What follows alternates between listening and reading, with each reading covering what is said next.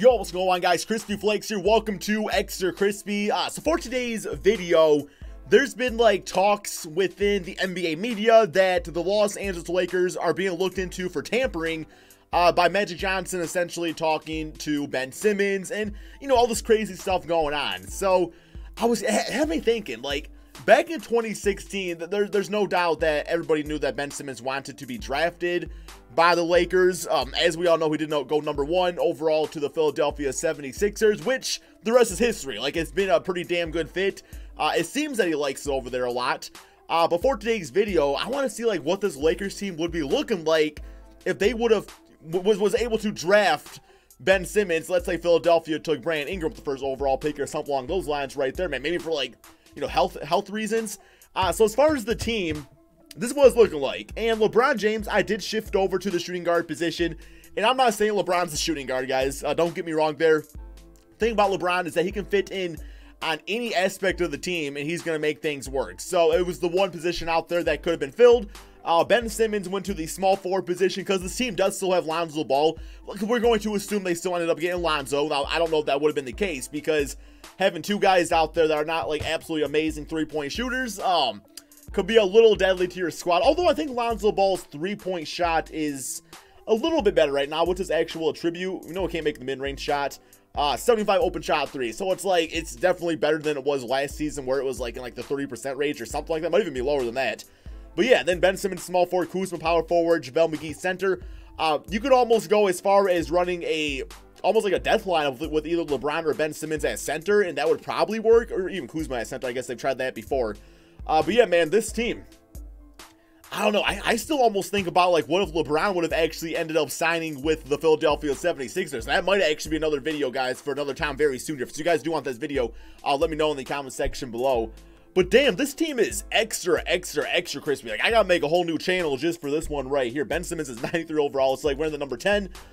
Do I feel like they would actually, like, work well together? Luke Walton likes to run in pace and space systems, you can see, which is an increased three-point shot opportunity. Thing is, I don't know how Ben Simmons, I guess constant motion forces defensive mistakes, so I guess it does make sense that Ben Simmons likes to like move the ball line and stuff like that. But damn, dude, I don't know how the system's gonna work out right here, but it's no doubt that they're actually a better team with Ben Simmons over Brandon Ingram, because Ben Simmons, as of right now, is the better basketball player. It just comes down to would it actually work or not. So we are going to do a simulation here of an entire season and see if they get to the playoffs. I gotta think they probably would. But I want to use this as an opportunity to talk about tampering in the NBA. So, you know, when it comes to Magic Johnson, do I feel like him going out there and trying to kind of like, you know, man, like go into the gray area of the rule book and try to get a Ben Simmons, or, you know, what he was doing with Anthony Davis? Do I feel like that's wrong?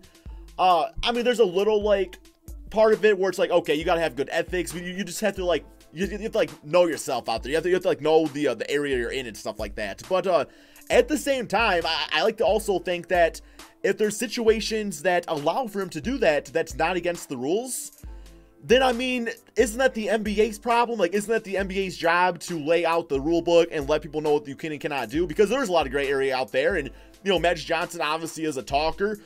As far as being a team owner, he's never done anything like this before, at least not to my knowledge. But it's like, I remember seeing like that whole entire, they have no assistant GM, they have nobody like that. So it's essentially a team being ran by kind of some new dudes out there, right? So in the sense that, you know, I could see what maybe they are trying to go against the norm. I hate to bring politics into this, but it's like Donald Trump. Like, nobody thought like Donald Trump was going to become president and stuff like that. And he did things way differently than your traditional president would do.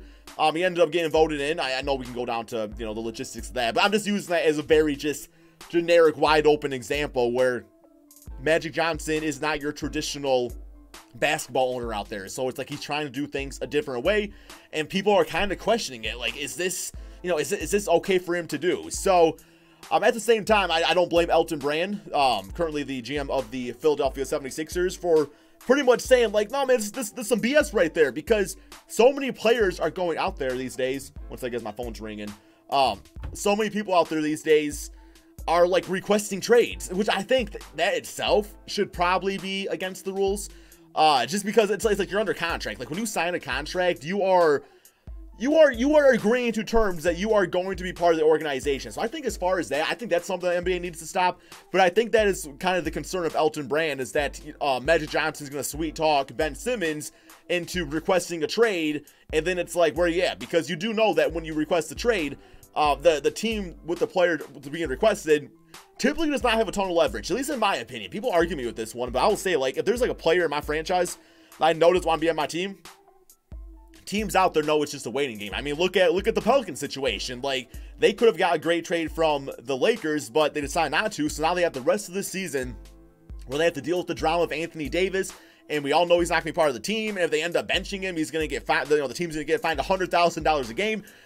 So it's things like that where I understand that, you know, you don't want other teams out there talking to your star players, because the stars hold all the power in the league, guys. They hold all the power. I mean, if they want to say they want to get traded, something's going to get done about it more times than not. So I don't know. That's just my thoughts on that.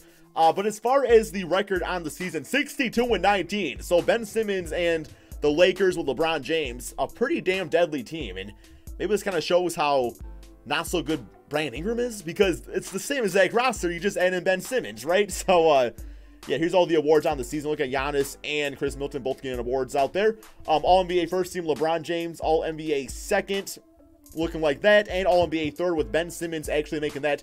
I'm very curious what type of numbers Ben Simmons and Lonzo Ball put up together in the same lineup. Well, even so, LeBron James. That's like three dominant ball handlers in one lineup. They are the second seed, though, so apparently they made it work out there. Imagine the passes out there were all pretty crispy. So player stats on the season: LeBron 25 points, 7 rebounds, 7 assists, so he's still playing MVP basketball. Kuzma actually the second leading scorer. It would make sense because he would have so many, like, just opportunities out there to score, because Ben Simmons ain't really going to shoot threes and stuff like that. So, but at the same time, you would feel like guys like Kuzma would be like double team more often, because you would allow Ben Simmons or Lonzo to kind of go out there and take more shots. But good for Kuzma. He's been playing some amazing basketball this season, guys. Absolutely fantastic. Ben Simmons, 19 points, 9 rebounds, 8 assists. Even shot a healthy 24% from three. The man averaged 1 attempt per game. Damn, he shot one. He took 1 attempt the other night. Now all of a sudden he's averaging 1 a game. I don't know about that. JaVale at 12 points, 8 rebounds, probably all off of lobs and pick and rolls. And you got Lonzo at 9 points, 10 assists, getting 5 rebounds, a few steals out there too. 3-point shot still not really falling all that great. But yeah, man, you look at this. Like, LeBron and Kuzma knocked it down, and that's about it. And that would be the dangerous part about this team. Bench unit was all pretty solid out there overall. So let's go ahead and simulate these playoffs, see how this team does out there. We do have the Denver Nuggets. I do feel like they'd be able to beat them. It's crazy because, like, these are all like the updated rosters outside of the trade, after the trade deadline. In 2K, a full season simulation with updated rosters as Denver as the 7th seed in the Western Conference. That is just so disrespectful out there, man. My Pistons are number 4. What's up with that? Okay, simulate current round, see how this goes. Come on, Ben Simmons. Let's go out there and show that Magic Johnson's making the right choice. He needs you on the Lakers. What type of trade do you think will need to be done to get Ben Simmons on the Lakers? Like, it would need to be a lot. Like, it's almost to the case where it would have to be a similar trade package for Anthony Davis. I'm talking probably like, I'll probably do Ingram, Lonzo, Josh Hart, and maybe a few picks to get Ben Simmons, because he's that young, he's that next level to me. Something like that. Guys, let me know in the comment section below what trade would you put together. We did beat Denver 4 games to 1. We do have the Houston Rockets next. Simulate current round here, see how this goes. And not looking all that. Okay, 2-1. Come on, guys. Come on. Bring it back. Bring it back. 3-2. 3-3. And we actually did beat them 4 games to 3. Closeout game, 28 points, 10 rebounds for Kuzma. 27, 10, and 6 for LeBron. And a very nice game for Ben Simmons and Lonzo Ball, both getting a double-digit assist. Austin Rivers, 24 points. Okay. Next up, Golden State Warriors. I love talking basketball, but I still feel like whenever I do these videos, and I'm just like, man, this team would be so dominant. And then I just remember the actual Lakers team out there, and then I just get sad. So simulate current round here, see how this goes. Got game 1, actually. Okay, 1-1. Come on, guys, get 2-1. Come on, guys. Come on, guys. Bring him back, man. 2-2, 3-2. We're in the finals against Kyrie Irving and the Boston Celtics. That would be a fun one to watch. Damn, you know what? Because, oh my God. If you think about it, the Lakers could have a team of LeBron James, Ben Simmons, Kuzma, and Jason Tatum, because they could have had Jason Tatum also over Lonzo Ball. It gets to the point, though, where you get a little bit too many forwards on your team and somebody has to sit on the bench. So, no, it would actually work out in that case. Ben Simmons at point guard. You would probably go Tatum at the 2, LeBron at the 3, and Kuzma at the 4, or something like that. That would actually work out. Here we go, man. Classic Lakers-Celtics rivalry right here. Simulate current round. See who wins this. And come on, Laker Nation. Let's get it, man. 3-2. And the Lakers win 4 games to LeBron James as your finals MVP right here. Player stats on the season. Right. This is my second channel, man. I swear, I be posting stuff over here, and I'll just go crazy sometimes just saying stupid stuff like that. Closeout game stats. 31 points for Kuzma, 11 rebounds, 4 assists. I'm actually really happy the Lakers did not trade him away. And good for him for actually, like, still balling out despite being in trade rumors, because that's never fun for anybody. Kyrie at 24, yeah, right there, okay. Let's go to the playoff stats on the season. We'll check these out, see how everybody performed. And overall, man, the numbers were dominant. So, yeah, I guess just my closing thoughts on this is that Magic Johnson's doing things that are not written in the rulebook of the NBA. I do feel like that's the NBA's job to go out there and just, you know, make it aware that, hey, this is not allowed, but we need to document that it's not allowed, because Magic is going to find loopholes. It's just what he does, man. So hope you guys all enjoyed. Be sure to drop that like, subscribe if you're new to my channel, and peace out, my friends.